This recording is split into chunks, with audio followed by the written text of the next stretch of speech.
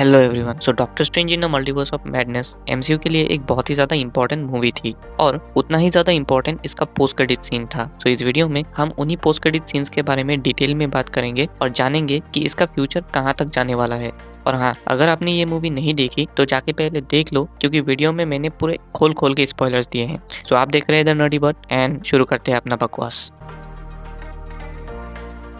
सो यहाँ पर जिस हिसाब से इस मूवी का एंडिंग हुआ है वो इतना भी ज़्यादा सेटिस्फाइंग नहीं था, पर जो चीज़ सेटिस्फाइंग था वो है इसका पोस्ट क्रेडिट सीन। हालांकि यहाँ पर दो पोस्ट क्रेडिट सीन थे, एक मिड क्रेडिट और दूसरा पोस्ट क्रेडिट, और सबसे इम्पोर्टेंट इसका मिड क्रेडिट सीन है, क्योंकि पोस्ट क्रेडिट सीन में बस आपको चूतिया बनाया जाता है जैसे हमें एंटमैन एंड द वास्प में बनाया गया था।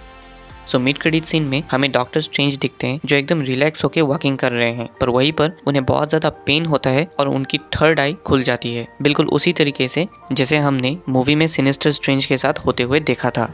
और ये चीज़ मोस्ट प्रोबेबली इसलिए हुआ क्योंकि ये वाला डॉक्टर स्ट्रेंज ने भी डार्क होल का इस्तेमाल किया और जो उसे यूज़ करता है वो हमेशा करप्ट हो ही जाता है। पर यहाँ पर सवाल आता है कि क्या इस यूनिवर्स का डॉक्टर स्ट्रेंज भी करप्ट हो गया? तो आंसर है मोस्ट प्रोबेबली नहीं, क्योंकि एंड में हमने ऑलरेडी देखा कि पूरे मल्टीवर्स में जितने भी सारे डार्क होल एग्जिस्ट करती थी उन सब को वांडा ने डिस्ट्रॉय कर दिया। तो जब बांस ही नहीं रही तो कैसे बचेगी बांसुरी? मतलब कि हमारे डॉक्टर स्ट्रेंज अभी भी एक अच्छे इंसान है और थर्ड आई उनके लिए एक नया पावर आ गया है। अब उसके पास टाइम स्टोन नहीं है, पर थर्ड आई है जिसके मदद से वो इल्यूजन्स देख सकता है, किसी का सोल भी देख सकता है, और ऐसे ही बहुत सारे पावर्स उसे मिल चुके हैं, क्योंकि ऐसा कॉमिक्स में हो चुका है। सो अगर एमसीयू में कभी भी सीक्रेट इन्वेजन्स होगी जैसे कैप्टन मार्वल में हुआ था, तो डॉक्टर स्ट्रेंज यूं पता लगा लेंगे कि एक इंसान असली है या फिर उसके अंदर स्क्रल छुपा है।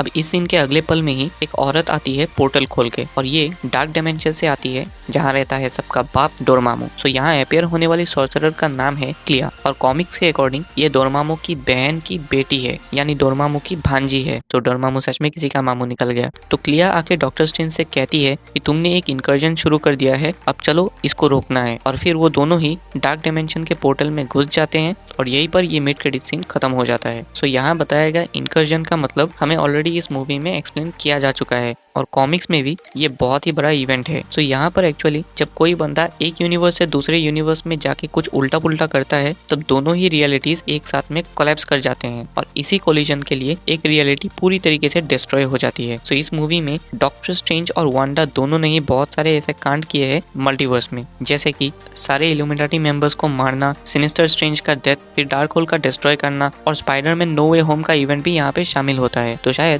इन सभी रीजंस के लिए इनकर्जन शुरू हो चुका है एमसीयू में, और ये सारे मार्वल कैरेक्टर्स को किस तरीके से इफेक्ट करेगा ये देखना भी बहुत ज्यादा ऑसम होगा इसके फ्यूचर में। सो यही था आज की इस वीडियो में। अगर आपको ये सारे डिटेलिंग अच्छे लगे तो इस चैनल को सब्सक्राइब कर दो। Till then bye bye.